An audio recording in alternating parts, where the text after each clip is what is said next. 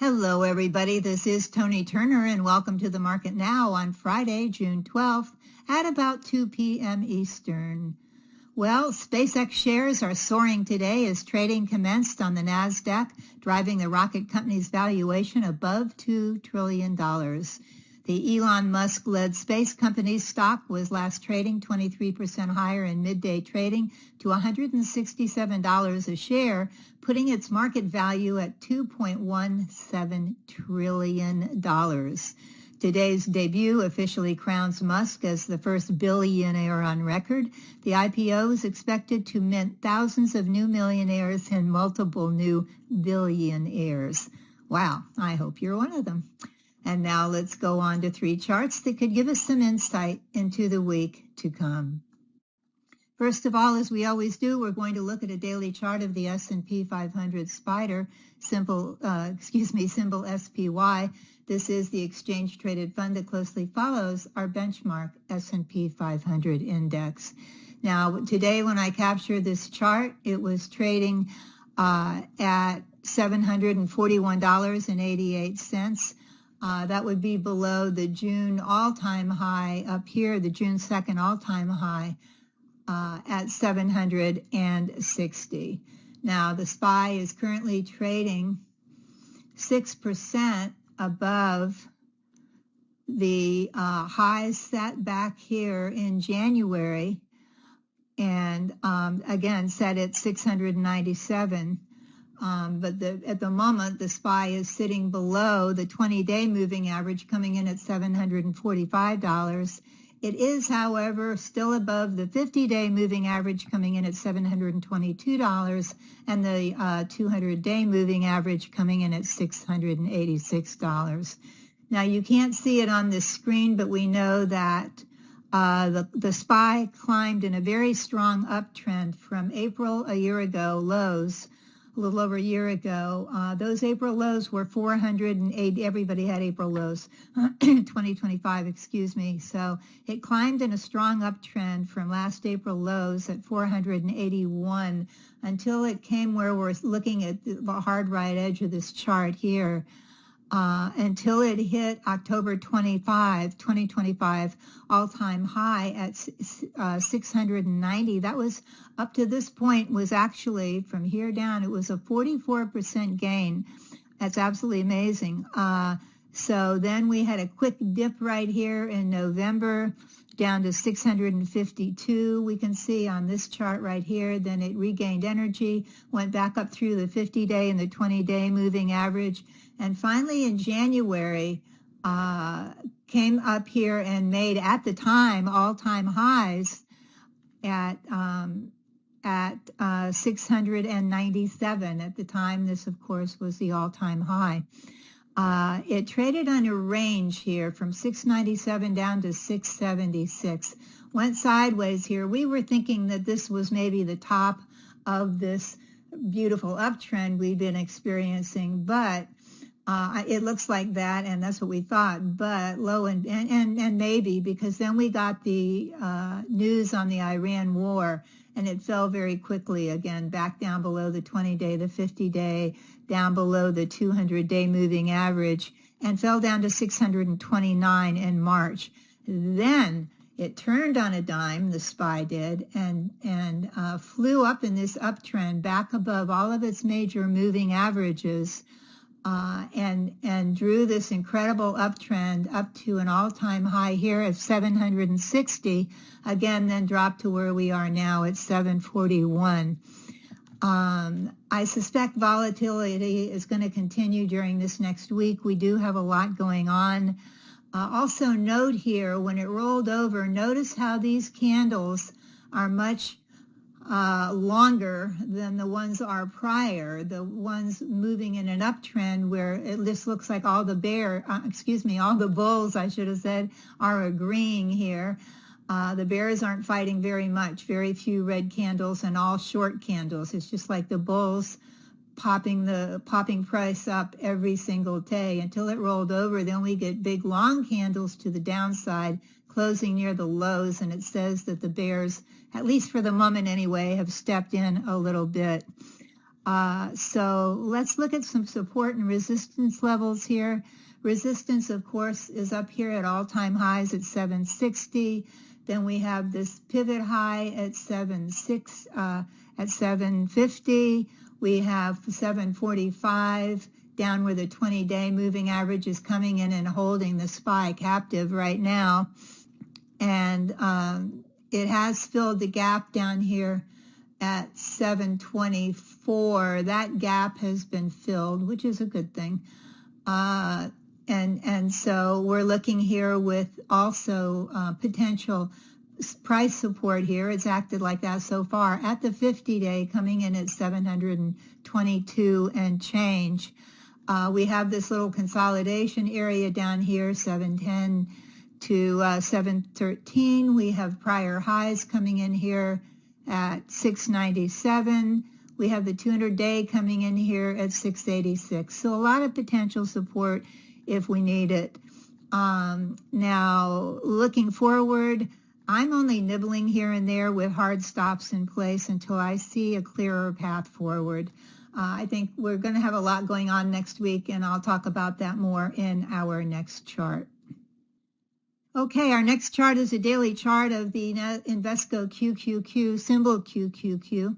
Of course, this is the exchange-traded fund that closely follows our NASDAQ 100 index, which is the top non-financial stocks in the NASDAQ stock market, and includes all the large cap momentum tech stocks that we look at all the time, every day: Amazon, Meta, Alphabet, and so forth. Now, when I captured this chart today, the Qs was trading at $721.41, below the June 3rd new all-time high at 748. And the Qs right now are trading 14% above the prior all-time highs that are back here, touched in October and January at 637. So again, the Qs are held captive right now by the 20-day moving average at 721. The Qs are trading, they're still above the green line, the 50-day moving average coming in at 681 and change, and above the 200-day moving average coming in at 625 and change. Now, we can't see it on this screen, but if we could, we'd see that the Qs made an April 2025 low at 402. Then it rallied in a very strong uptrend up to the October highs at October high at 637. That was a 58% rally from the lows. That's amazing. So this may look just like a nondescript consolidation to you, but actually most of us were thinking this could have been, we were looking at potentially the top of the very large uptrend that had just been accomplished. But as we can see here, the Qs consolidated along their 20 and 50-day moving averages into the end of December 2025 and into January and February of this year. And so it kept going sideways here until the beginning of February. Then it dropped down through the moving averages to 594, but then it said, no, we're going to hang in. So it continued to consolidate below the 50 and to a degree the 20-day moving average. Then we got news on the war in Iran, and the Qs dropped down to the March low here at 555. Then, like the SPY, it made you think, oh no, and it turns around and rebounds and flew in a very steep uptrend, an incredibly steep uptrend, all the way through March, April, May, up here to, again, to the all-time high at 748, then fell down to where we are now, down to 721.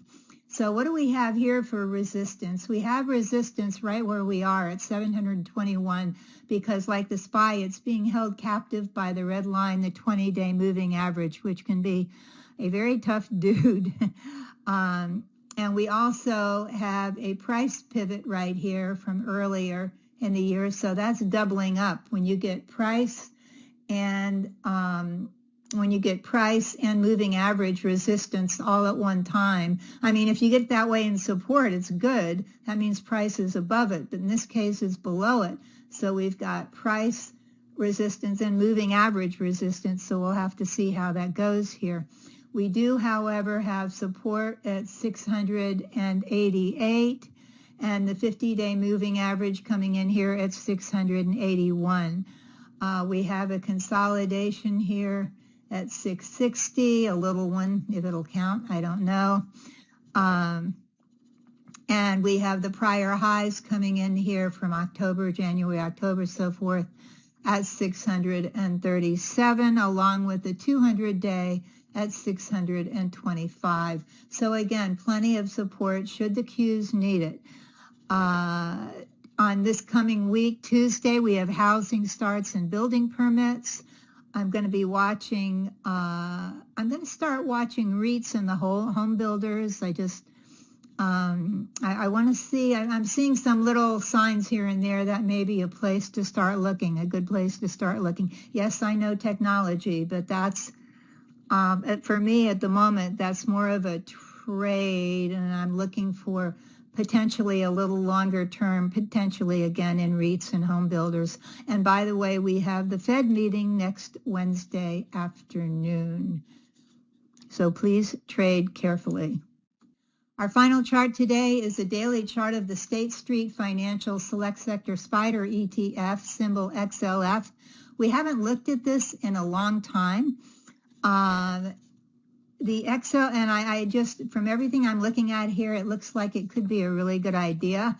Again, we're not back into technology yet on this particular trade, but I'm looking for something that I want to see if it can just potentially hold its line here. So I'm looking again at the State Street Financial Select Sector SPDR ETF, the XLF. It has 76 holdings. Top holdings include Berkshire Hathaway, JP Morgan Chase, Visa, MasterCard, Bank of America, and Goldman Sachs. Now, when I captured this chart today, the XLF was trading at $53.25.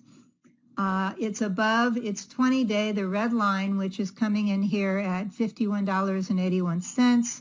We have the 50-day coming in here also at $51.63, and it just rose over, just meaning like today, the 200-day moving average, which is coming in here at $52 and change. If you look back here on the chart with me, the XLF made an all-time high this year in January at $56. That was an all-time high.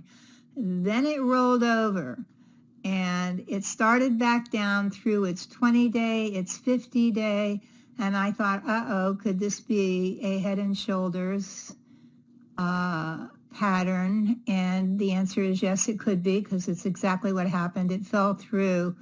It fell through support there, fell through the moving average, fell through the head and shoulders line there, came all the way down, and then in here started, like the war in Iran came in, it's going down below the 20-day moving average, and the war in Iran piped in, and then it fell even harder down to the March low right here at 47 and change. Then it rebounded, give it credit, it rebounded back up through the 20-day moving average, back up through the 50-day moving average, hit its head on the 200-day moving average at about $52, and then started moving along consolidating underneath the 200-day moving average at like 50 to 52, started going sideways here, just below it. just below that 200-day. See how strong these moving averages can be? They can be great support, and in this case, the 50-day right here in April and May, the green line, the 50-day, is acting as support, and it was great support. Price followed it pretty well, but it couldn't get above the resistance, the 200-day, which can be a strong dude when it wants to be, until today. So it consolidated through April and May and into June, then broke out today and gapped open, and is now, as I captured the chart, trading at $53.25. So if the market stays reasonably strong in the coming week, and if the XLF stays above its 50-day moving average, the green line coming in here at $51.63, I will buy a small position of the XLF in my trading portfolio, and my initial stop is going to be down here at $50.90. That's below the 50-day moving average. That's not a very big spread. It might look like it, but it isn't. Anyway, I'm going to give it that much room. $50.90 is my stop. If and when the XLF climbs above, and that's this high up here, if and when the FLX climbs above 54.50, if I can draw a straight line, I will add to my position, and by then my stop will be a trailing stop. So you might want to keep an eye on the XLF in the coming week. And while we're at it, I'm just going to toss this in. I'm going to keep an eye on nat gas, that's symbol UNG. I'm going to keep an eye on that to see if it can, it's starting to kind of wiggle here. I'm going to keep an eye on that. I'm also watching gold and silver, and I'm nibbling on Hood, H-O-O-D, that's Robinhood. I'm nibbling on that a little bit. We'll see what happens. And speaking of Hood, actually, while we're at it, please know that at ToniTurner.com, we've lowered the price of all of our online training programs to make them more accessible to everyone. So if you'd like to become a more profitable trader, now's a great time to check out my timeless training programs. How to bottom fish like a pro is the perfect training to check out right now. And you know what? Robinhood might be a candidate. In this program, I show you exactly how to detect with high probability how a stock or ETF is just about to wake up from an extended downtrend and finally take off again. Our new low price for this program is only $199. You should be able to make that back pretty quickly. And you'll receive special bonuses when you order, including 1 month of Metastock or Metastock real-time charts for free. From our ever-popular 7 Steps to Successful Trading to how to swing trade successfully, how to trade the trend to profits, one of my favorites, how to read charts, great for novices, 3 winning setups, great for short-term traders. By the way, these 2 are just $59 each. And how to bottom fish like a pro that we're talking about today. Find out how my online programs can help you earn more money quickly and easily. And once you purchase, you'll have unlimited access to learn at your own pace. So be sure to check them out by going to the link on this screen, or easier still, just click on the orange button below. Until next week, be careful out there. Keep green on your screen. I'm Toni Turner, and this is The Market Now.